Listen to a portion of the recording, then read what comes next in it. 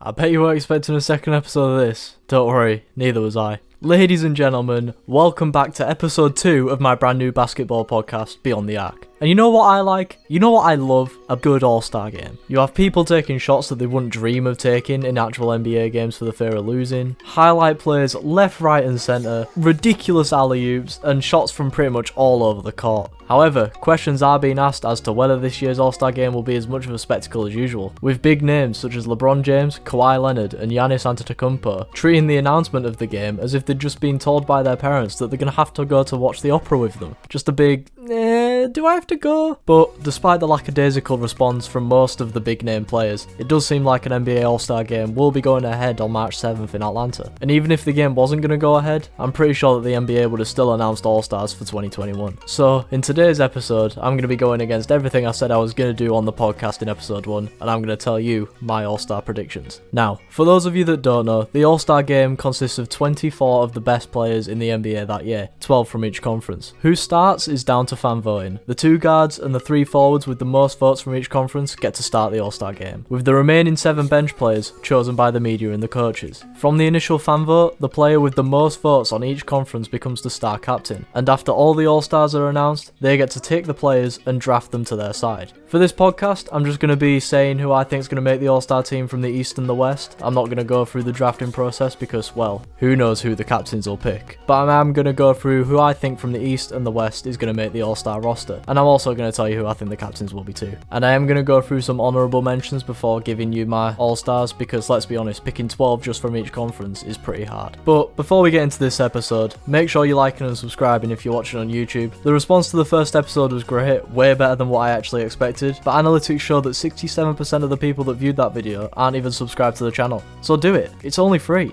come on. And you do know that I will cry every night before I sleep until that number hits 0. So subscribe. Yeah, that means you there too, I can see you. You haven't subbed yet, I can see you. Subscribe now. Also, if you're listening on Spotify, follow the podcast, and no matter what you're listening on, make sure you're sharing it out to grow the fan base because, you know, it really helps me out and it makes me more motivated to do more videos than this. So, let's get right into it. Now, starting off in the East for some honourable mentions, and at the guard position, and this might sound very controversial, I didn't think we'd start so controversial so early, but we've got Trae Young. Like, he started last year for the East, and I've got him down for not even making it this year, despite still putting up good numbers. Okay, maybe if we're going off of numbers, then he probably could make it at least on the bench for some of the players that I've chosen. And if there was a 13th option for an All-Star team, then he'd probably be my 13th pick. But I don't think he's going to make it this year, despite him pretty much leading Atlanta to one of their better seasons in the last couple of years. Another person who I don't think is going to make it over in Indiana is Malcolm Brogdon. I mean, he is stepping up for the Indiana Pacers this year and leading them despite not really having a proper All-Star on the side. But I do think he is missing that final step to becoming an All-Star for that East roster. He's definitely more of an honourable mention rather than someone who is breaking into the All-Star teams. Similarly, when you talk about players stepping up this year, we've got Colin Sexton over in Cleveland. He is actually putting up proper All-Star numbers, I think, this year. He's close to some of the players that I've put on the bench. He's quite unlucky to miss out, but I don't think he's going to make it, despite easily breaking out this year and leading a playoff charge for the Cleveland Cavs. And then to round out the guards, the backcourt in Toronto is pulling through right now, sending the Raptors up the Eastern Conference, but I don't think either of them are going to get in. Kyle Lowry has been putting up decent numbers, but I don't think it's good enough to get himself a 7th All-Star appearance. And then you've got Drake, who seems to have taken a break from writing songs to play some...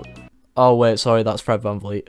Sorry, but Fred VanVleet is definitely on his way to becoming one of the best undrafted players in NBA history. I mean, he just broke the Toronto Raptors franchise record for most points scored in a game with 54 against Orlando, and he is definitely helping the Toronto Raptors improve in the East, but I think it is a case of too little too late for him if he wants to make the All-Star team. Now onto the forwards for the East, and there's a lot more forwards in the honourable mentions list, and the first one is, and I'm not sure why I've decided to disrespect the Atlanta Hawks like this, but I've got Clint Capella down. I think he's a very disrespected and underrated big man. He hasn't really garnered the attention that he got whilst at Houston. I mean, don't get me wrong, he's still a beast on the glass. He's putting up great rebounding numbers. He's one of them old school in the paint centers, but I don't think it'll be enough to send him to an All-Star team this year. Someone who's a lot like Capella, and again on another team that I've said will have a player miss out on, is Andre Drummond from the Cleveland Cavs. I don't think in this day and age that just rebounding the ball is enough to make you an all-star. You see big men these days, they're either really athletic or they can shoot the three as well as being able to rebound the ball, and unfortunately, despite being one of the best at rebounding and putting the ball back in the bucket after grabbing an offensive board, Andre Drummond doesn't really provide much else. That being said, many teams do need a player that can rebound like him, and the fact that people are saying that he's only trade value as a second round draft pick is a little bit disrespectful on Drummond's name. Still don't think he'll make the all-star team though, but it is worth giving the honourable mention to him. Gordon Hayward's someone that's played really well this season so far. I talked about him in the last episode, but I mean, Charlotte on a whole are just not very good as a franchise. They've only had 7 all-stars in their history, and I don't think Gordon Hayward's going to be the 8th this year, but he is pulling through this year. He's the main reason that Charlotte are where they are in the East, challenging for the playoffs. Tobias Harris has never actually been an all-star in his long career, despite averaging close to or over 20 points a game for about the last 5 seasons, and I've got him down to miss again this year, despite being box score wise the second best player on the 76ers this year, who lead the East. Sorry, Ben Simmons. But he's actually nearing the peak of his career. He's only 28, so maybe a big year next year could actually see him get into the all-star team for the first time in his career. Someone else that I've got down to just miss out that I talked about in the last video too is who I think is going to win the most improved player this year, and that's Jeremy Grant on the Detroit Pistons. And hey, he's actually putting up more points per game than some of the players that I've chosen to make the all-star team, but as we saw last year with Bradley Beal, being on the worst team in the conference does really hinder you when you're wanting to be an all-star. The media just never really gives you a chance, and I don't think he'll make the all-star team because of that, really. Larry Markkanen's having a really underrated season, and I know he's just doing this because he plays on the Bulls. And I mean, maybe if I didn't support the team he plays for, I might not be putting him on this because I wouldn't have seen how well he's played this season. When he's not being injured, which is pretty much most of the time right now, he's a very big 20-point-a-night threat. And as a Bulls fan, I really hope that the front office can secure a deal for him instead of just letting him leave in free agency next season, because he's a really underrated big man. He's been a lot more efficient with the ball this season, he's taking smart shots, and he's upping his points per game, and I think he is worth about as much money as he's wanting from the Bulls at the moment. Another person that I've got down that actually made the all-star team last year is Chris Middleton, albeit quite controversially in my opinion. I mean, he was pretty much just carried by Giannis. You can't deny that he's a good second option for the Bucks though, and well, he is putting up good numbers, but players in the same position as him have just gotten better whilst he's kind of just stayed the same, and it's clear to see that Giannis won't be carrying him to a 3rd straight all-star game this year. And then to round off my honourable mentions for the Eastern Conference, we're off to Miami, where I have maybe controversially left out 2 big players, the first being Jimmy Butler. Now, as a Bulls fan, I love Jimmy Butler, but I think I'm not alone in thinking that Miami's poor start to the season this year has been almost all down to him. He wasn't initially providing the leadership that he had done throughout the playoffs last year that saw Miami get to the NBA Finals, and well, look, recently he's started to show up, posting up near enough triple-doubles in 7 of his last 8 games at time of recording, and they may not be in the playoff positions at the moment, but they've definitely surged up the East. However, I don't think recent form will be good enough to send him to the All-Star game, given people he's competing with have been good throughout the whole season. And then to keep with Miami, we've got Bam Adebayo. It was genuinely a toss-up between him and someone else that I've ended up putting into the reserves. Both were putting up similar start lines, but I've generally just gone for the person who plays for a team higher up in the East, which is a shame because I like Bam, and the Heat's early struggles really weren't down to him. So in my opinion, if I had an extra forward slot, I'd definitely put him in there, but unfortunately he's not making the Eastern Conference All-Star team this year. So after giving you all of my honourable mentions for the Eastern Conference All-Star team, maybe you can have a guess at who I've put in, but before I actually go into the All-Star rosters, I'm going to go for the Western Conference honourable mentions first. And to kick things off with the guards, I'm going to go with Victor Oladipo, who recently just traded to the Houston Rockets from the Indiana Pacers, and he's been playing okay, but injuries have taken away a lot of his explosiveness out of his game. He was still good enough to become a 2-time All-Star in Indiana, however, and I feel I'll be saying this a lot when it comes to these honourable mentions, the East isn't as strong as the West at all, and he isn't going to be making it into my Western Conference All-Star predictions this year. More of a mention rather than someone who is close to breaking into the All-Star team is last year's Rookie of the Year, Ja Morant. The Grizzlies point guard is still putting up good numbers, but not All-Star level, unlike someone else from his draft class. But this is only his 2nd year in the league, and he's still growing, and I'm pretty sure that he'll have a very lucrative career with many All-Star appearances in the future. Going back to someone like Victor Oladipo in the way that they were very good in the East, but not good enough for a Western Conference All-Star appearance is DeMar DeRozan. The San Antonio Spurs are absolutely killing it this year, and it's thanks in part to DeMar DeRozan not really showing any signs of slowing down. But this is his 3rd year in San Antonio, but he hasn't made any All-Star appearances in the West after coming off 4 All-Star appearances in the East for the Raptors. Unfortunately for DeMar, it seems like his All-Star appearances probably won't increase at all for the rest of his career, but it's worth giving him a mention because he's still absolutely doing amazingly this year. Shai Gilgeous-Alexander from the Thunder is having a really good season. I said last episode that he's breaking out after having a breakout year last year too, but he didn't make it last year, and in my opinion, he's not going to make it again. But he was close this year. He's putting up amazing numbers, and he's still young, and he's still improving. Like some of the players in the East though, the team he plays for does bring him down. The Thunder aren't exactly the best team in the NBA. I think if he carries on putting up monster numbers season in, season out, All-Star games are in the distant future for the Thunder youngster. Someone else who is pretty much almost in the same boat as Shea in the way that he plays for a pretty poor team but he's still putting up great numbers is De'Aaron Fox on the Sacramento Kings. I mean, I almost feel sorry for him. The last time the Kings made the playoffs, De'Aaron Fox was 8 years old. The young guard is still putting up great numbers. It's just a shame that the fact that he plays for the Kings is definitely going to bring him down in terms of getting into the All-Star team this year. The Sacramento Kings as a franchise have only had one All-Star since 2004, and De'Aaron Fox probably won't become the second person after DeMarcus Cousins to make the game. But he is only 23, and he has the potential to be in All-Star games in the future. Just I think he's going to have to leave Sacramento if he wants to do so. And like Toronto, the backcourt of the Phoenix Suns is definitely unlucky to miss out. The fact that I've not included Chris Paul in the All-Star teams this year, I feel like I should be having a go at myself for it. He is generally one of the best point guards in the history of the NBA, I think. And even though he doesn't put up huge numbers in terms of scoring, it's the work he does outside of the box score, the points in the clutch, the leadership that he brings that makes him such a good point guard. I mean, his addition to the Suns has pretty much made them a playoff team. So maybe I'm being a little bit harsh not giving him his 11th All-Star appearance, but he's definitely close. And so is his shooting guard partner, Devin Booker. Devin Booker is, in my opinion, the 13th pick for the All-Star team if they had one. Which, well, he was last year when Damian Lillard went out with an injury. And despite putting up worse stats all across the board than he did last year, I think you can kind of blame that on him not being trusted to carry the Phoenix Suns offense all the time now. I'd definitely say that the addition of Chris Paul to play point guard alongside him has made him a more efficient player, and Phoenix now becoming one of the top seeds in the Western Conference is definitely going to help him get the media's eyes on him now. But I don't think Devin Booker is going to be making the All-Star team for a second consecutive year this year, unless someone drops out through injury like last year. Moving on to the Western Conference forwards, honourable mentions, and to be honest, I only have a few, and the first is Brandon Ingram on the New Orleans Pelicans. Brandon Ingram did have a great year last year, being named Most Improved Player for the whole NBA, and picking up his first All-Star appearance alongside it. He was a free agent last year, and in my opinion, he could have chosen to go to a way better team. However, he did stay on the Pelicans, and he's still putting up great numbers. The Pelicans are more of a long project team rather than a team that's going to be challenging for the title immediately. They're not going to make the playoffs this year, in my opinion, and Brandon Ingram won't make the All-Star team either. It is really a case of other forwards in the conference have improved heavily this year. There is quite a few that I've picked that weren't in the All-Star team last year, so you can't deny that Ingram is putting up All-Star level numbers, but it won't be enough to send him into the All-Star team this year. Someone else who made their first All-Star appearance last year, but is a victim of other forwards in the West just being better than him this year, is Rudy Gobert on the Utah Jazz. The Utah Jazz are doing their best impression of the 2015 Atlanta Hawks team this year. They're killing it in the regular season, they're the underdog for the whole NBA, but are they going to make it to the NBA Finals this year? I don't think anyone's expecting them to. But the former two-time Defensive Player of the Year is still carrying his load on offense and on defense, and he is one of the main reasons why the Jazz are doing so well in the West this year, but I don't think it'll be enough to send him to the All-Star game for the second year in a row. And to round out the honourable mentions for the Western Conference forwards, I've gone with someone who I didn't initially have down because he was injured, but he's just come back, and that's Karl Anthony Towns from the Minnesota Timberwolves. He's just broken the Minnesota Timberwolves franchise record for the most three-pointers, which is mental to say.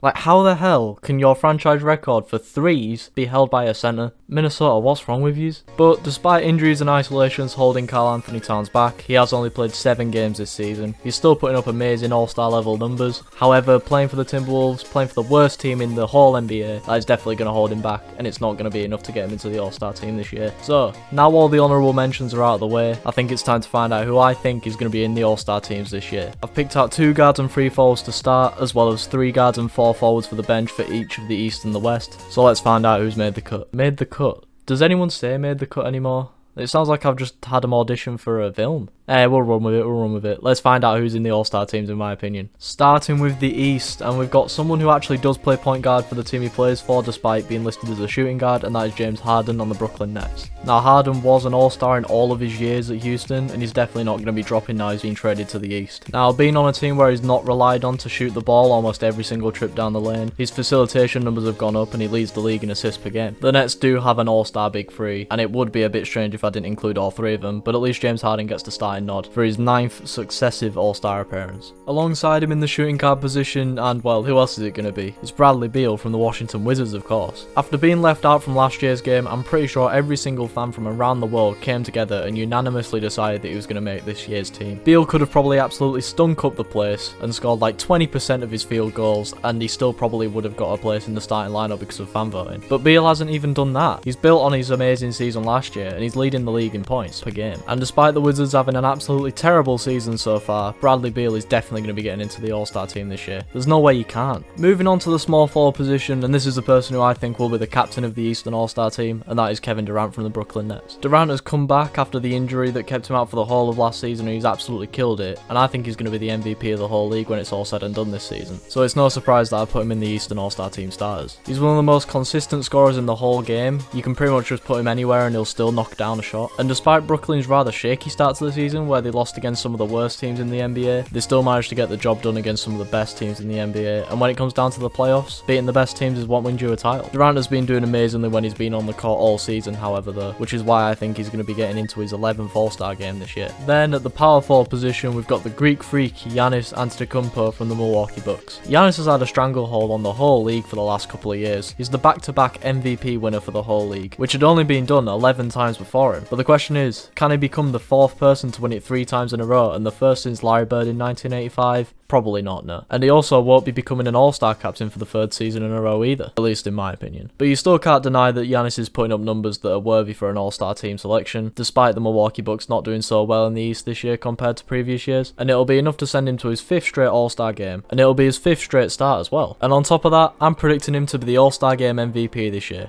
or else I generally don't think he'll win anything this year otherwise. And then to round off the starters for the East in the centre position is someone who many people think is the best centre in the NBA today, and that's Joel Embiid from the Philadelphia 76ers. I mean, someone from the 76ers had to get in there sometime, given that they hold the best record in the East, and that is mainly down to Joel Embiid, who is one of the best shooters in the game despite being a centre. He's having the season of his career so far, and he's 3rd in points per game throughout the whole league. So it's pretty obvious that he's going to be getting into his 4th All-Star appearance in only his 5th season in the NBA, and like Giannis, he'll have started every single All-Star game that he's played, which is a pretty impressive feat to hold. And who knows, Embiid's All-Star season may be enough to send Philly to the NBA Finals and win them their first title since 1983. Now moving on to the bench for the East, and starting off with the guards, and I'm doing this with absolutely no shame at all, and giving Zach LaVine his first All-Star appearance. It is criminal how underrated Zach LaVine is, and I'd even go as far to say that he's the most underrated player in the league. I actually can't think of anyone else that's more underrated and underappreciated than Zach LaVine is. He's 6th in the league in points per game, and he's well on his way to becoming the 2nd best scorer in Bulls history behind Michael Jordan. It's safe to say that if LaVine doesn't even get into the All-Star team this year, riots will probably break out in Chicago.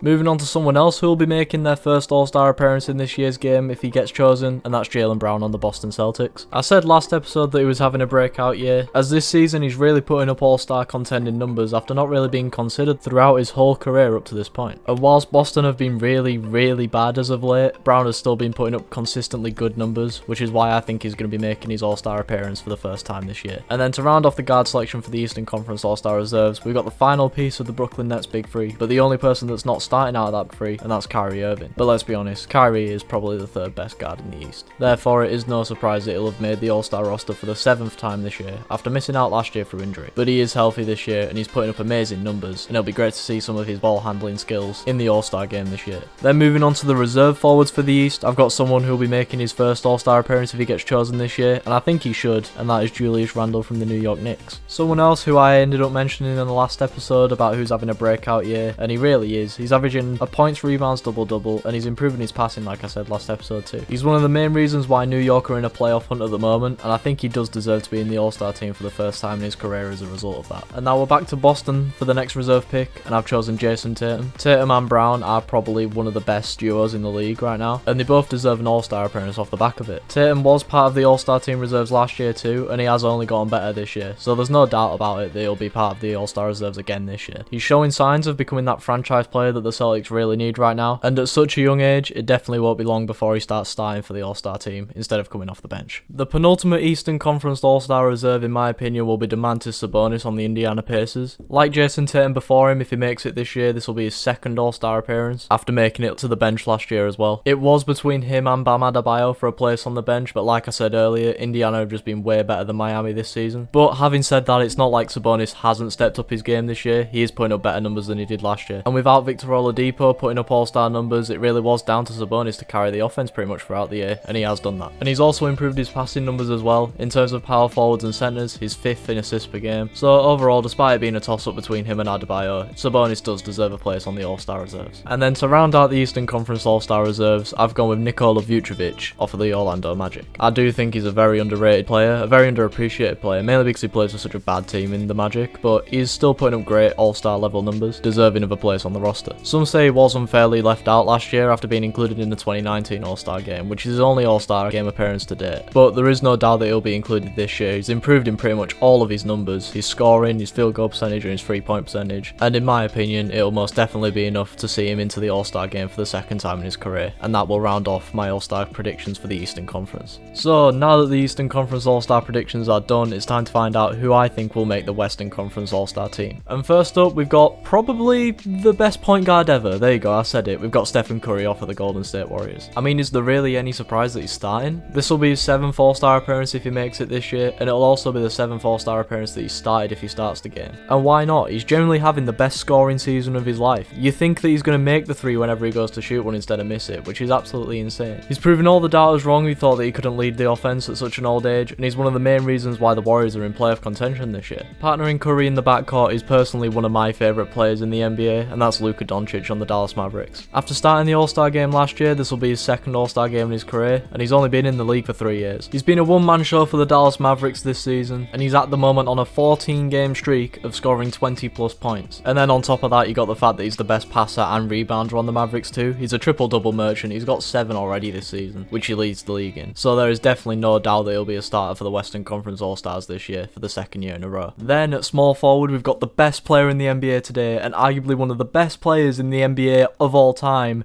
It's Jabari Parker.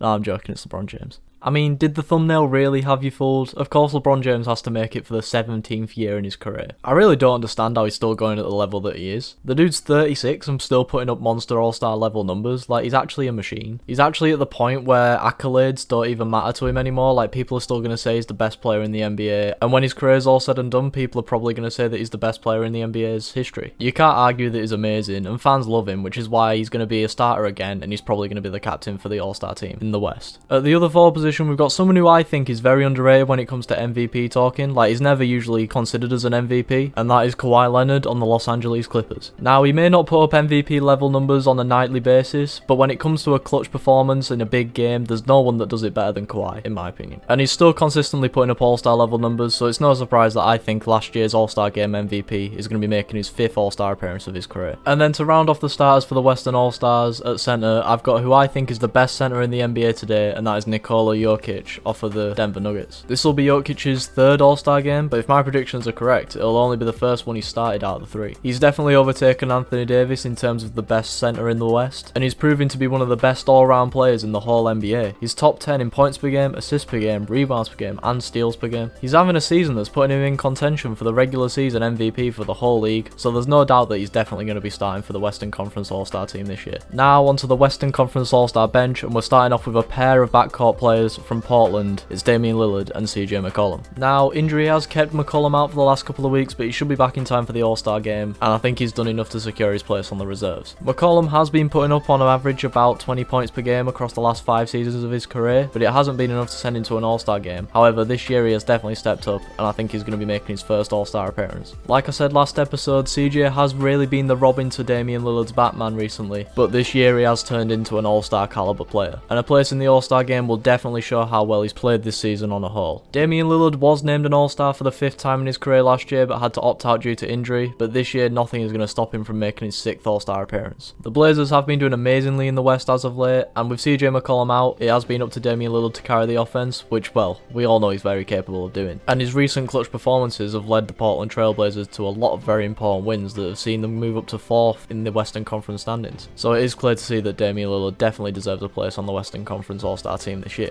And the final guard on the Western Conference All-Star team reserves, and this may come as a surprise that the team with the best record in the NBA only has one All-Star, and that is Donovan Mitchell from the Utah Jazz. It does seem like ever since Shaq called Donovan Mitchell out, he's made it his personal mission to make the Jazz the best team in the NBA so far. This is only his 4th season in the NBA, and he's clearly the best player on one of the best teams in the NBA today. So good on you, Donovan. I'm acting like he's watching. You never know, he might be watching. If you're watching, Donovan, well done. This will be his 2nd All-Star appearance, and after amazing performances throughout the whole of the first half of the season, you can't say he doesn't deserve it. The first reserve forward for the Western Conference All-Stars is going to be, in my opinion, Kawhi Leonard's teammate on the Los Angeles Clippers, and that is Paul George. After making the All-Star team for the 6th time in 2019, he was left out in 2020, in what was considered a pretty poor year for Paul George after missing almost half the season and then going missing in the playoffs. However, this year he is seemingly back to his normal self and is well on his way to his 7th All-Star appearance. So far this season, his points per game average is the 2nd highest it's been in his whole career, and he's shooting over 50% from the field so far this season for the first time in his career. Maybe this postseason he can finally live up to the Playoff P nickname he gives himself and win the Los Angeles Clippers a title off the back of his All-Star season. The next reserve forward is someone who just recently went down with an injury that might keep him out for the All-Star game, but it'd be a bit tight on him if the NBA didn't acknowledge him with his 1st All-Star appearance, and that is Christian Wood from the Houston Rockets. His impact on the Rockets is pretty self-explanatory. They're on a 6-game losing streak, and Wood's been injured for 6 games. He is one of those players who I said last episode was breaking out, and he is putting up All-Star numbers. So if he ends up recovering from his ankle injury, he's definitely off into the All-Star team in my opinion. Next up, we've got someone else who's recently just gone down with an injury that will probably keep him out for the All-Star game, and that's Anthony Davis on the Los Angeles Lakers. Davis hasn't had the greatest season so far this year. I mean, he's even said it himself that he sucked, but that really is a testament on the standards that he sets himself, because he's still putting up All-Star numbers night in, night out. And personally, I think that'll just be enough to send him into the All-Star game for the 8th time in the 9 seasons that he's been in the league. That is if he is fit to play, obviously. And then to round off my predictions for the Western Conference All-Stars, I've gone with a 1st-time All-Star for a 2nd-year player, Zion Williamson. Now, I never really thought I'd say this given how much attention he was getting last year, but I actually feel really sorry for Zion. He's one of the most efficient and powerful scorers in the NBA today, but the media don't really seem to care much about him now, and I don't really know why. Well, I do, it's because of LaMelo Ball. This year, the media have treated Zion like Andy treated Woody at the start of the first Toy Story film. They just don't want to play with him anymore. So I do think he deserves to be in the All-Star team this year, but the fact that the media don't really notice what he's doing, along with the fact that he's only played 50 games in his NBA career, probably means that he won't get in, but he definitely should in my opinion. So that rounds off my All-Star predictions for 2021. Do you agree with my predictions? Do you disagree with my predictions? Let me know down in the comments below. Like I said at the start of the show, make sure you're liking and subscribing if you listen on YouTube, and follow the podcast if you listen on Spotify,